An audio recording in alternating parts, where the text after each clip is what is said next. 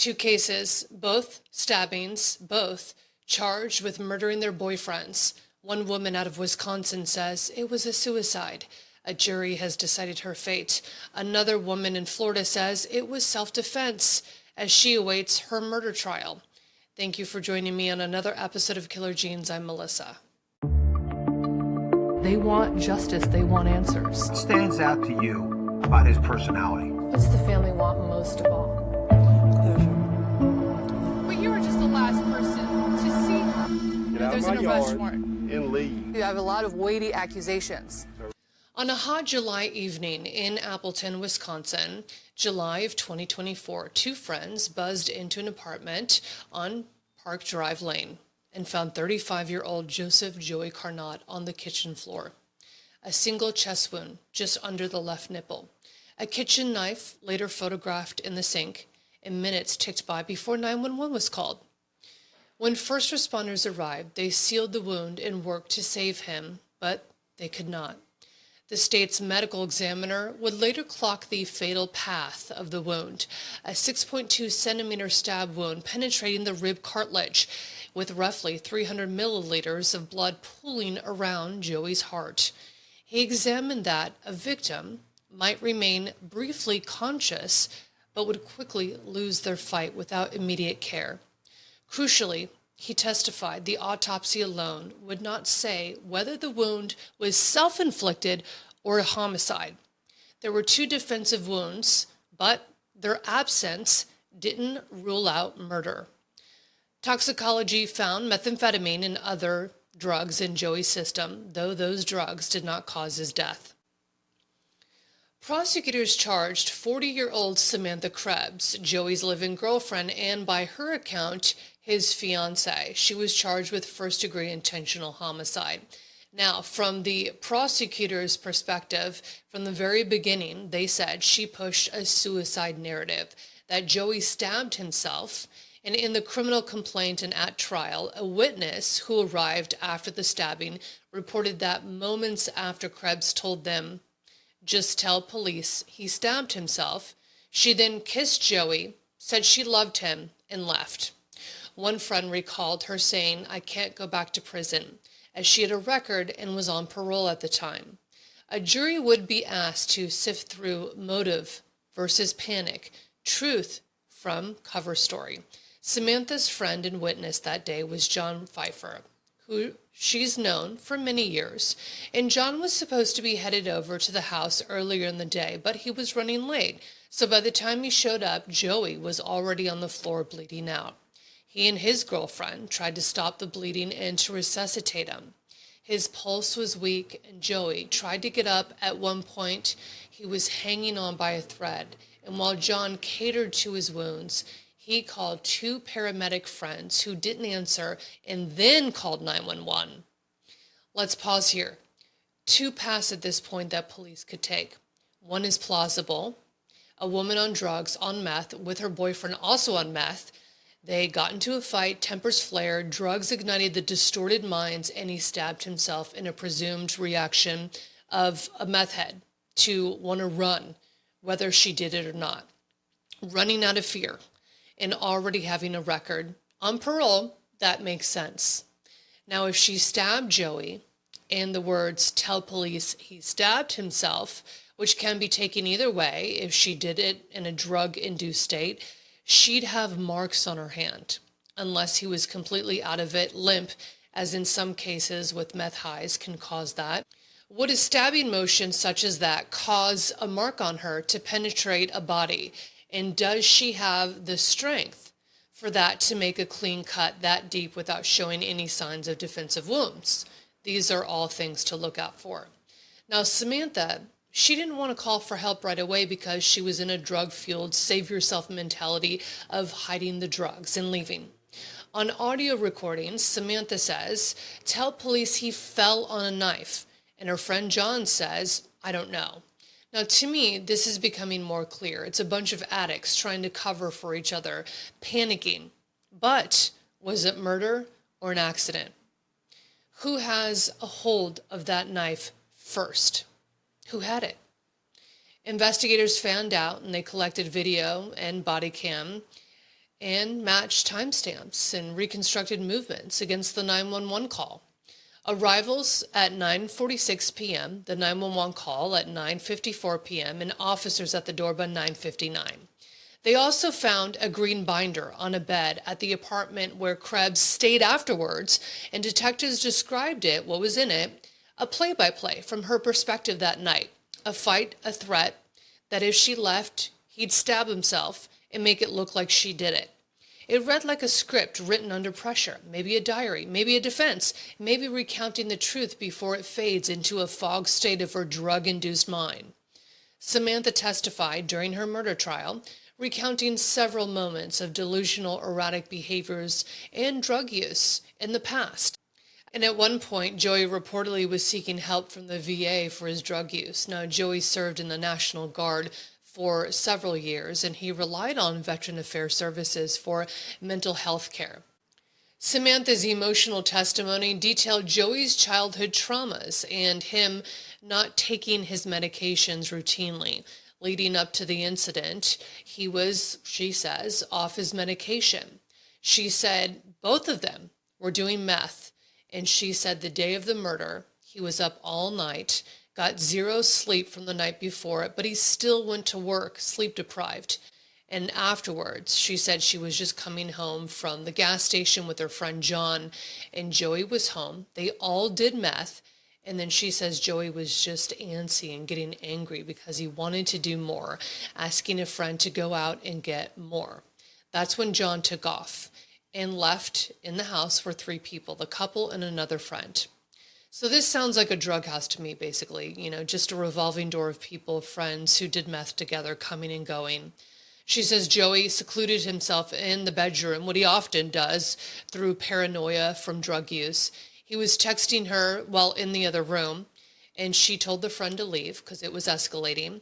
It was just the 2 of them at this point. He was texting her to give him some of her oxy pills that were inside the bedroom. She says he finally comes out, and he was super hyper and high at this point, and he was about to leave the apartment, reportedly to get some more drugs. And she tried to talk him out of leaving because he was so high. So she said it was him who was in this extreme state of delusion. He was emotional. She said it was a routine emotional breakdown when he was high. So she went to sit on the couch, put on her shoes, and he threw a knife. She threatened to leave, and he threatened to stab himself. She says he came out of the kitchen holding his side with a bloody knife gripping the side of him. He falls down and is on the ground, and that is when the doorbell rings. It is her friend John and his girlfriend. They had returned. Amongst the chaos, small bits of it caught on audio. She said that it was her friend John who said he could call police for help while attending to Joey. She said John said he was going to call 911, and it was his idea to get the drugs from the house and to leave.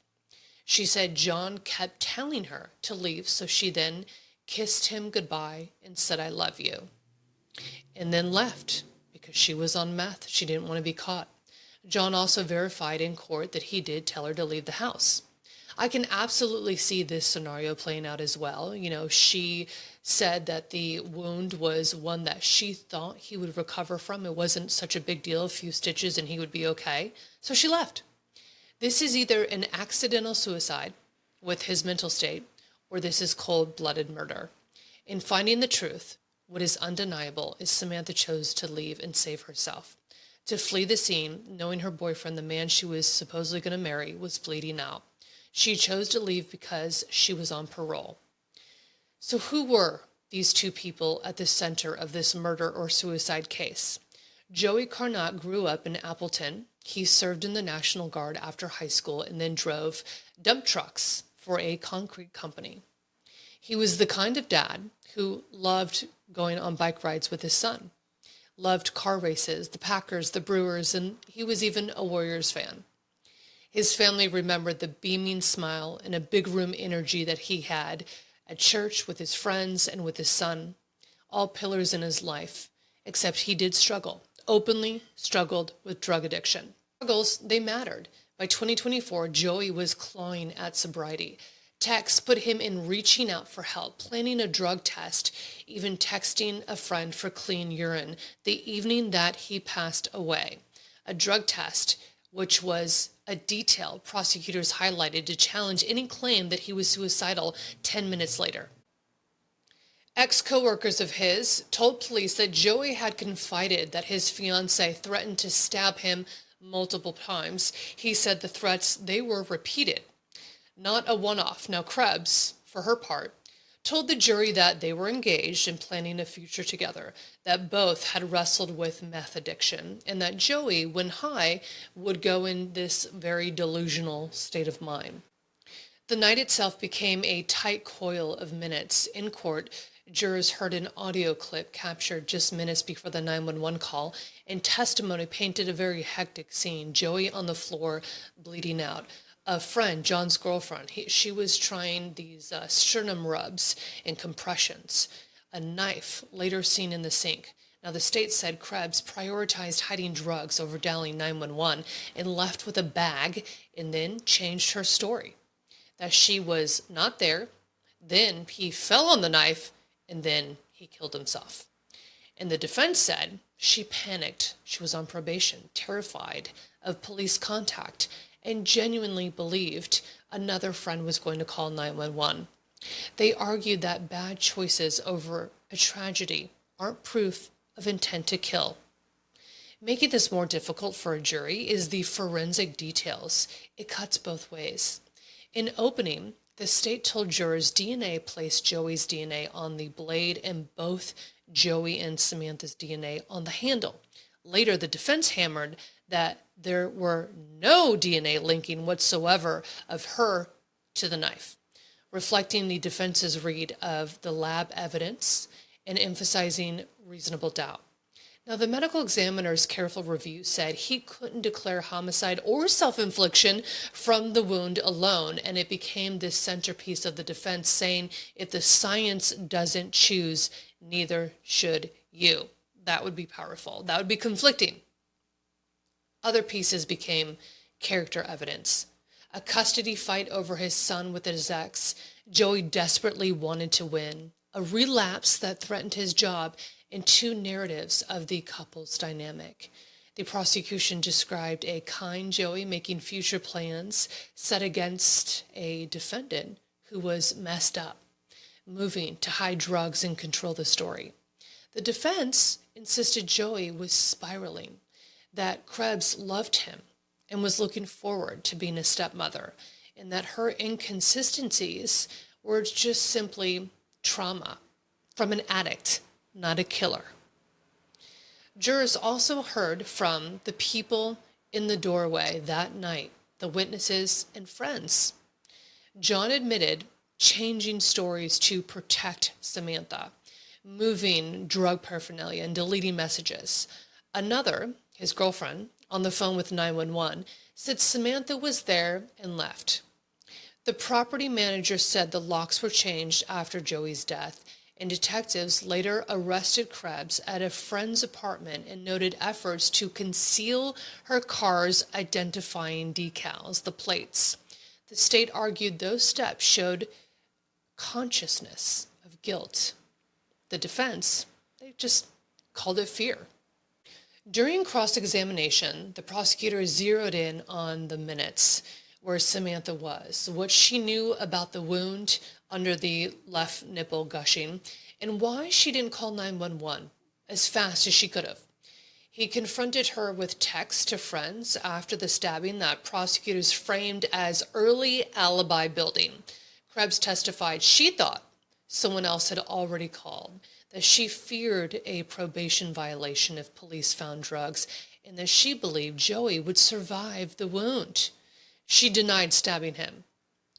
In closings, the state called the suicide story contradicted by the evidence, pointing to Joey's future-oriented text minutes before he died. He said showed Krebs prioritizing drugs over aid. The defense told the jury to separate facts from speculation, reminded them that intent, not motive, was the legal linchpin, and argued the state hadn't proved it. The question, did she or didn't she, wasn't rhetorical. It was the standard beyond a reasonable doubt. Now, what people don't realize if they've never dealt with addiction in their family is that someone can love you to their core. They would kill for you. They love you more than they love themselves. But if an addict, the drugs, the fix, the addiction is stronger than love, it takes a hold of them. It takes over. It takes the original version of what you thought was them, and it changes who they are chemically. And you are no longer the priority. It's the addiction. It's the self-preservation mode. I've seen it, and I understand that both arguments are very plausible when it comes to two people high on meth and what could happen, could not happen. What I find is key is the depth of the stab wound, the thrusting of it. I find it amazing the medical examiner can't say for sure from the angle of the stab wound if a person could do that to themselves or not. So that makes it much harder for jurors. And in covering many murder trials, I've learned what does play a role in jurors that may not be 100% sure is mannerisms, character, and behaviors after. It's, to me, always a deciding factor in how jurors make their decisions. And on September 11th of 2025, just days ago, after roughly 5.5 hours of deliberation, a jury of 7 men and 5 women returned its answer: guilty of first-degree intentional homicide. The judge revoked the $1 million bond on the spot and set her sentencing for November 25th. Under Wisconsin law, Krebs faces life in prison. The judge may set a parole eligibility date or impose life without the possibility of release. And yet the human story isn't just, of course, a docket number or headline. Joey's obituary fills in the quiet spaces the courtroom can't. National Guard service, pride in his work behind the wheel, a faith that steadied him, teams he rooted for, and a son that he loved and adored. Whatever happened in that 10-minute window before help was summoned, those are the facts of his life. So did she or didn't she? The jury has spoken.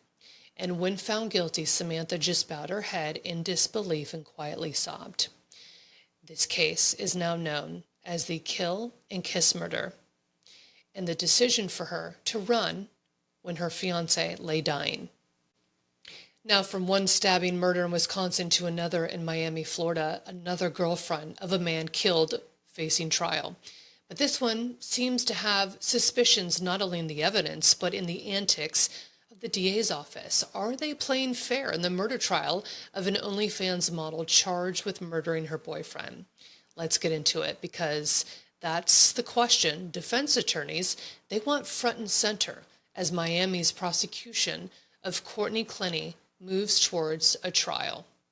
Clenney, known online as Courtney Tailor, she's an OnlyFans model. She is charged with second-degree murder with a weapon for the April 2022 death of her boyfriend, 27-year-old Christian Toby Obumseli, inside their high-rise condo in Miami's Edgewater neighborhood. She says she acted in self-defense. Prosecutors say the evidence tells a different story. And the trial will have plenty of audio and video recordings to help sway jurors in their decision, as this couple led a tumultuous, toxic life. And the victim, Obumseli, seems to secretly record some of the outbursts, as I would assume, gathering evidence in case it's ever needed. And a potentially incriminating attack seen online everywhere of the couple inside of an elevator. Now, before the courtroom wranglings, there was a couple at one point very much in love. Christian friends and family called him Toby. It's his nickname. He was born April 12, 1994, a Dallas area kid who grew up into a young man known for warmth and hustle. He was 1 week shy of his 28th birthday when he died. He recently moved to Miami, working in cryptocurrency, and was a Plano East Senior High alum, still tightly bound to his Texas roots. And in the dates that now mark his family's new reality is April 3rd of 2022, his death. His loved ones remember him as extremely compassionate, the kind of person who lifted those around him. Courtney, who used her middle name as her last, Courtney Tailor, on social platforms, started making makeup tutorials, and then she eventually turned into becoming a fitness model with a very bubbly personality. And at 21 years old, she joined OnlyFans, like millions of people, and her parents didn't quite approve, but Courtney, she was making so much money doing it, she just stayed with it. The couple met on vacation, the old-fashioned way, meeting out in the wild, and they just hit it off. They clicked instantly. After months of dating, Christian and Courtney moved in together, at the time in Austin, Texas. Christian, who was business savvy, helped with her content and making her business decisions. Friends, they noticed constant arguing and jealousy escalating. In attempts to salvage the relationship, the couple decided to move to Miami. It's apparently the capital of OnlyFans content creators. So the morning of his death, the couple, they were seen captured in this video dancing and laughing and playing with their dogs, and then you cut to the 911 call. Christian is saying, "I can't feel my arm," and Courtney is saying, "I'm sorry, baby." Police body cams show her asking, pleading to go to the hospital to be with him. But at that point, she's now a suspect, and it looks like domestic violence. Police, they start digging into the couple, interviewing residents at the building. There were at least 8 complaints of noise and ruckus that had been documented on the two of them. One resident reported seeing, through his window, Christian hitting Courtney and her falling to her knees. Multiple reports coming in of violence leading up to this, but it's hard to decipher who was the provoker. Or was it both of them? Were they both physical with one another? Days before his death, police were called to the apartment after she broke up with him, and he reacted badly. So she tried to file a restraining order against him, but it never moved forward. So she allowed him back in the apartment, and then just days later, this last final fight broke out. The relationship and the killing. Prosecutors have described the couple's relationship, along with many of her friends, as just combative, explosive, dating back to late 2020. There were 2 pieces of evidence that quickly started to shape this case. This elevator video back in 2022, it was released to the public. It appears to show, and from what I see, Clenney just wailing on Obumseli, just wailing on him, and him not fighting back, just kind of pushing her away. This secret audio he recorded weeks before the stabbing. Recordings captured Clenney berating him and also using a racial slur. From the start, Clenney claimed it was self-defense, telling investigators that she was talking to her mom in the moment during the argument, and at some point it escalated, and she grabbed a knife as a threat to basically stay away from me, don't come near me, as to defend herself. Was about 10 feet away when he pushed her and knocked her down. He had stepped back, and that's when she said she just threw the knife at Obumseli to scare him, just to get him away. But the Miami-Dade medical examiner concluded the fatal chest wound was about 3 inches deep into a major artery. Could not have been caused by a knife just simply thrown at someone from a distance. Investigators described the angle as a forceful, slightly downward stab. In the medical examiner's report, it will be critical to this murder trial, the center focus of it. But it seems both sides were guilty of abusive behaviors. But the placement of the knife wound, the depth, the angle, it will all come into play to determine guilt or innocence, heavily based on forensic and also past behaviors. Clenney was arrested in Hawaii, coincidentally at a rehab facility in August of 2022, and that's when she was extradited to Miami and ordered to be held without bond. The judge repeatedly denied her release, pending the trial. Now, 2 narratives must be built. Who is the aggressor and the victim? For this, lifestyle comes into play. Courtney, confirmed by friends and her accounting, was clearly the breadwinner. She provided this lifestyle that they led. Lawyers will both use that to paint a picture of who was more desperate in losing the other. Courtney had been arrested in the past in Las Vegas. She was charged with domestic violence for throwing something at him. The charges were later dropped. So that paired with videos that Christians secretly recorded of Courtney, there was enough evidence, obviously, to charge her and move this thing to trial. Now, the defense, the thrown knife theory, they pushed back really hard on this. At an October 24 hearing, the defense played a now infamous pig carcass knife throwing video with expert testimony arguing a knife could be thrown to replicate that kind of wound. Prosecutors countered that the demonstration used was a different thrower, obviously a man, different conditions, and didn't match the specifics of the case. So the judge didn't find it persuasive enough to change Clenney's custody status, so she was still held without bond. Then you have this fairness fight, privilege digital burglary. That's what it's being referred to. In 24, the case took a sharp turn.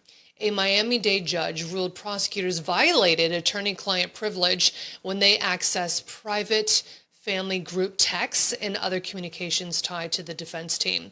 In the wake of that ruling, the state dropped separate computer crime charges that had been filed against Clenney and her parents relating to access of the victim's laptop, which isn't supposed to happen.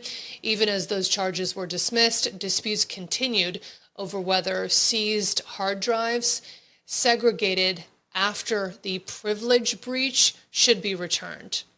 Now, the defense described the state's access of iCloud data as a digital burglary. They shouldn't have taken it. They shouldn't have had it. In 25 of this year, earlier, Clenney's team moved to disqualify the entire Miami-Dade State's Attorney's Office, citing the privilege issues and the lead prosecutor's withdrawal. That's huge. Now, a judge also allowed defense attorneys to question prosecutors about what privileged content they saw. The state has maintained that corrective steps were taken and that the homicide case should proceed. This is a lot of drama behind the scenes. Now, here's the latest. The motions to dismiss.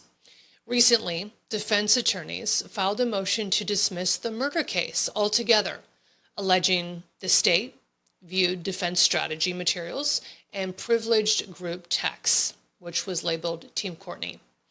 It committed a Brady violation by not disclosing a neighbor witness, Arthur Cupp, who allegedly reported seeing that Obumseli wailing on Clenney in the days before the stabbing, and that they committed a young blood violation tied to a civilian's photo from the scene that were allegedly destroyed at police direction. All of these claims, they're now before the court. So for listeners, a Brady violation is when prosecutors fail to disclose material exculpatory evidence that could help the other side. That's not a fair fight.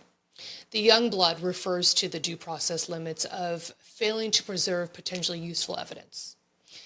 So, geez, what is going on in Miami? Regardless, both sides, they need to play fairly and work with the evidence that they have or don't have. So this is where it all stands present day at this point.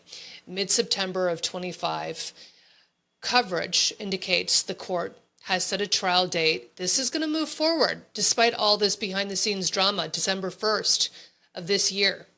Clenney remains jailed without bond. Pretrial motions, including the new motion to dismiss, could still impact the timing and the scope of it, but I think it is going to move forward regardless. Behind the filings and the headlines, there is, of course, the grief of a family who learned of Toby's death. His parents and brother have described the devastation and the pursuit of accountability in both criminal and civil wrongful death suits. They've spoken about Toby, how he was a generous spirit and a young man who had plans. He was a son and a brother whose absence is ever present every single day. What a jury may hear when the case goes to trial on this current schedule of December 1st, they can expect to see an abundance of video and audio. You've got this now infamous for this case, the elevator footage. body camera footage from the aftermath in the 911 call, autopsy findings about depth and angle of the fatal wound, audio recordings secretly captured before the killing that prosecutors say show escalating volatility. The defense's thrown knife theory, with the expert using that pig carcass demo saying that a thrown knife is plausible. And they may also hear about the privilege breach and the court's remedy depending on, if it's allowed in or not. So is the state playing fair on this case? Well, judges have already found lines were crossed in the handling of privileged communications. Whether that misstep taints the homicide prosecution enough to derail it is exactly what is new. I don't think it will. I think it's just going to move forward. But what can't be litigated away is the loss at the heart of this story. It is the death of Christian Toby Obumseli, 1 week shy of his 28th, and the family that still says his name every single day, and the woman whose parents stand by her, who believes she was a victim of ongoing domestic abuse and was defending herself that night by throwing a knife which had a fatal ending. This trial is going to be full of emotion, and I am definitely going to follow this one closely. Thank you for joining me on this episode of Killer Genes. We'll see you on the next one.